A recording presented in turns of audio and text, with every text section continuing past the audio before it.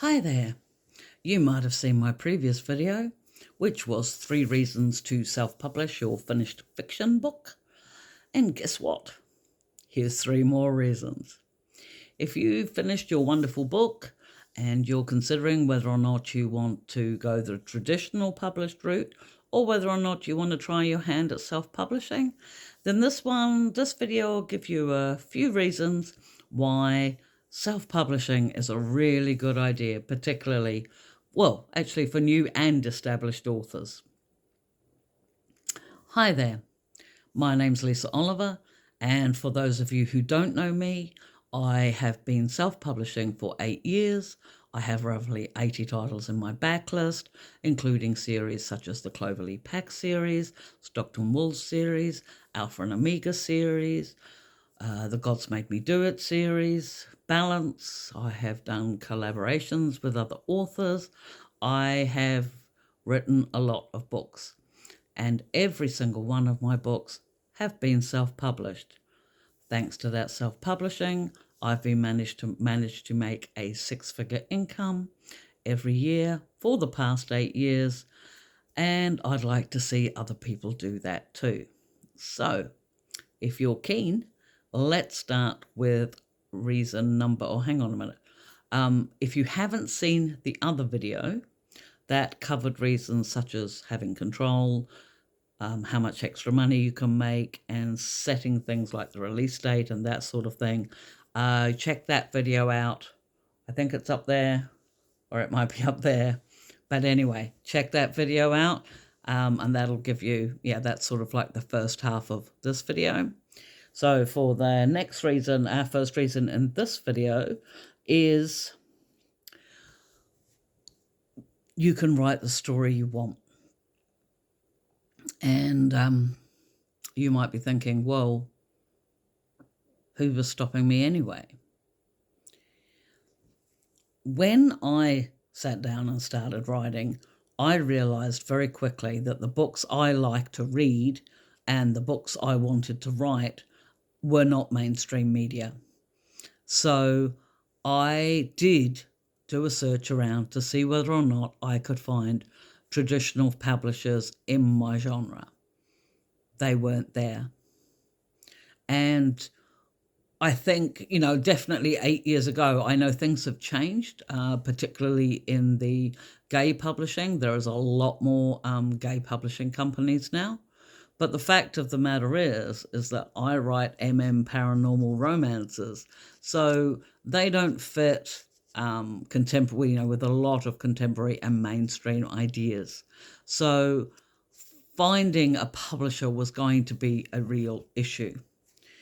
But once I started self-publishing, I realized I didn't need one anyway. You see, the problem with going a traditional publishing route is, firstly, you need to, when you are looking for publishers to send your book to, you have to tick all their boxes, and that includes genre. A lot of new authors and the works that I've been seeing recently are situations where authors have grabbed bits from different genres. It might be a mystery set on a space station. It might be a romance set in historical England. It might be, I'm not actually struggling to come up with a couple of examples here, but a lot of new authors are writing from the seat of their pants. And so they're not caring about things like genre, but traditional publishers do, because they already have their target market. They know their target market, or they believe they do. So they want books that their target market are going to enjoy, that they already know they're going to enjoy. If you come along with something fresh, new, and interesting, if it doesn't tick their boxes, then they're not going to take a chance on you. But the great thing about self-publishing is the only time the issue of the genre of your book coming up is when you decide that you have to pick 2 categories for it when you're uploading it to Amazon, and it's up to you as to which 2 categories you consider your book to fall under. So you might want to give that some thought if you've got quite a few genres going on in your story. But that is one of the, another main reason why self-publishing is such a brilliant idea, particularly for new and innovative authors who want to write outside the square and who don't have a specific genre, or they have multiple genres their books could fit into. If you self-publish, that doesn't matter. So reason number 2 is about hanging on to all of your rights. If you self-publish, the rights to your work, the rights to your stories, to your characters, to your series, all belong to you. You upload your books to Amazon to sell on their platform, or Smashword, Barnes & Noble, Kobo, or whatever, but none of them take your rights, because they are not publishing your book, they are distributing your book, they are making it available for sale. You hold the rights to them, which is really good idea. If you put your book through a traditional publisher, they will claim your rights. And in a lot of cases, I've seen this happen, with a lot of new authors too, is they will claim rights you don't think you need to hang on to right now, when in fact, if your book proves to be a spectacular runaway success, those rights suddenly become very important. And I'm talking about things like movie rights, film rights, video rights, all that sort of carry on as well. Books, your story can be repurposed into so many formats, but a lot of authors don't consider that when they start handing away their rights for precious little money. If you've just finished your book and I said to you all, have you considered translation rights, foreign language translation rights? You're probably like, no, should I? And if it's your first ever book and you're still not even sure if it's going to sell, then no, probably not. But the thing is if you go to a traditional publisher, they do consider those things, because they know that book that you've got can be repurposed in so many different ways, that same content, and make money for whoever holds the rights in so many different ways. They make sure that they grab those rights. If you self-publish, those rights are your own. I do have books, some of my books I have repurposed as audiobooks. Some of my books are available in French, some in German. There's a couple in Spanish, I believe. It doesn't matter. I can make the decision as to what I'm doing with my books, because I hold the rights to them. And then when I get my translated copies in, I make sure that the contract I sign with my translators ensures that I hold the rights to those books too.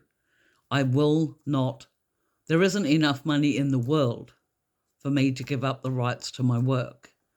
To me, my work's an asset to me, and you need to to think about them in the same way. I would be more inclined to give away the keys of my car than I would any of my titles, because, they're important to me. They're what pays for my house, keeps me living, and keeps my brain active too, which when you're 60 years old is a really good thing to hang on to. But anyway, so hanging on to your rights is a really important thing to do. But if you go a traditional publishing route, you won't have that option. You'll be signing away those rights. You might be able to claw back some of them. If you've got a really good agent or a contract lawyer, you might be able to at least get some sort of royalty share from things such as foreign language rights and things like that. But in most cases, when you sign away with a publisher, you are signing away your rights. And so you really want to consider that very seriously. Self-publishing means you manage to hang on to them for yourself. And the third reason I wanted to touch on today was the fact that you don't have to worry about your publishing house going broke. And if you think, oh no, well, that can't happen, they're such big businesses, go and do a Google on how many publishing houses have closed down in the last year, in the last 2 years, in the last 5. The publishing business is changing. A lot of it's going online. A lot of traditional publishers aren't keeping up. And consequently, a lot of traditional publishers are going broke. They're collapsing. Businesses are folding. They're filing for bankruptcy. Now, this is a fact of life. If you can't adapt, then your business is likely to close down. The problem for authors when this happens ties into what we were talking about with rights before. If you have signed away your rights, whether it be for 5 years, 7 years, or life, then when that company goes broke and they go bankrupt, those rights that they have to your work is still an asset for them.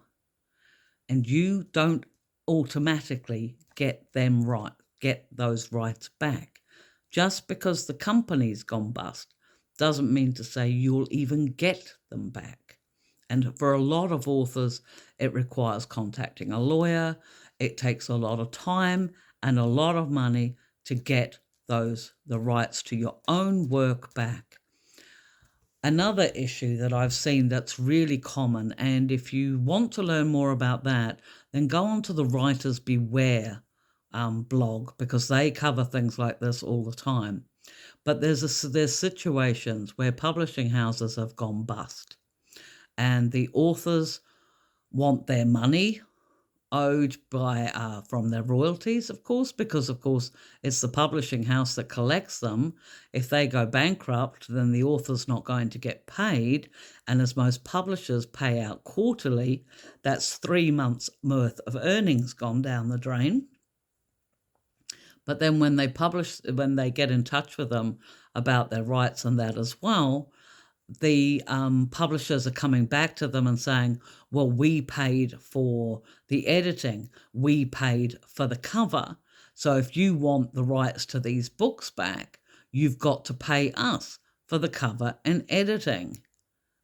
And sometimes that can result in thousands of dollars of having to be paid just to get the rights to the story you slaved over for months or years returned to you. Now, I'm not saying it happens all the time. Of course it doesn't. There are a lot of publishing houses around that do tick along, that do have a really good business model, and who do keep going.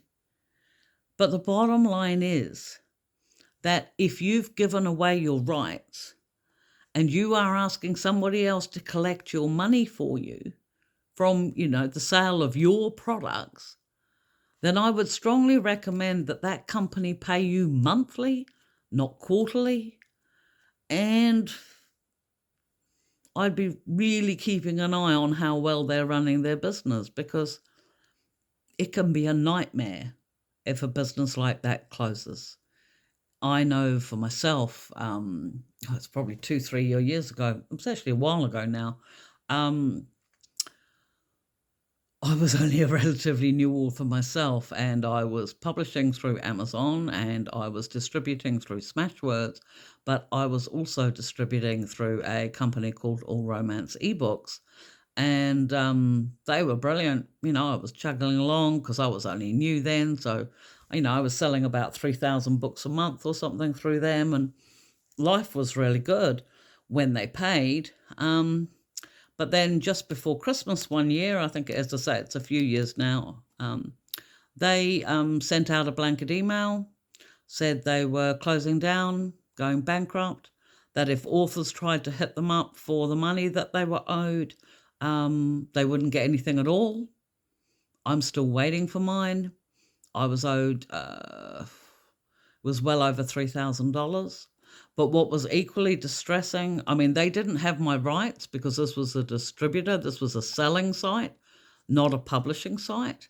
But what was equally distressing was that they had the readers who used that site were allowed to store their ebooks on the site's servers. So they didn't have to download them. They could just read them on the server, which was brilliant for the readers. But this email, blanket email, and another one went out to the readers saying, if you don't get your books out by the end of December, then they're gone. And of course, it was Christmas. It was holidays. A lot of readers did not check their emails. And they came back in the new year, and all of a sudden, authors like me and hundreds of other authors were getting emails from frantic readers. Where's All Romance ebooks? I can't access my books. And so, myself and a whole host of other authors who were all affected started putting out notices to their readers. Send us proof of purchase and we'll replace them. And in some cases, I was sending 20 and 30 books, 20 and 30 titles to readers who were really sweet and who were going through my entire catalogue and who had lost them because All Romance broke down. And it happens. It happens a lot, and a lot of the time it happens without reason. And the last thing you need as an author is to be caught up in it. Self-publishing gives you an element of control. It gives you control over all things. And at least if you self-publish, you can always sell them on your own website, and then you can keep 100% of the profits. Anyway, my friends, I noticed this video actually, I got caught up in doing a mini rant, and which is not very good. But my extra tip in here was that I had the 3 tips, didn't I?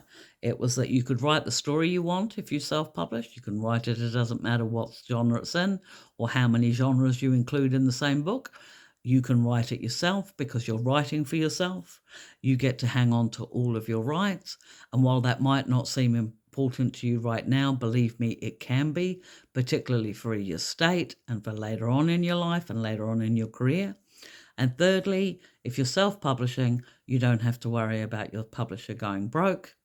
So, and as a final fourth little tip, that you get paid every month.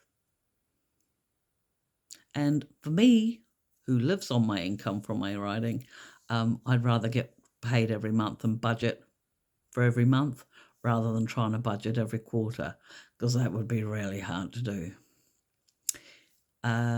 If you did like this, please hit the like and subscribe. Apparently, it really helps get my videos seen, and it doesn't cost you anything at all. If you are keen on looking at my books, there's links below in the description below for the new book in the Balance series and our new book in the Tangled Tentacles series. And in the meantime, keep writing, keep reading, stay safe, hug the ones you love, and I'll see you in the next video. Bye.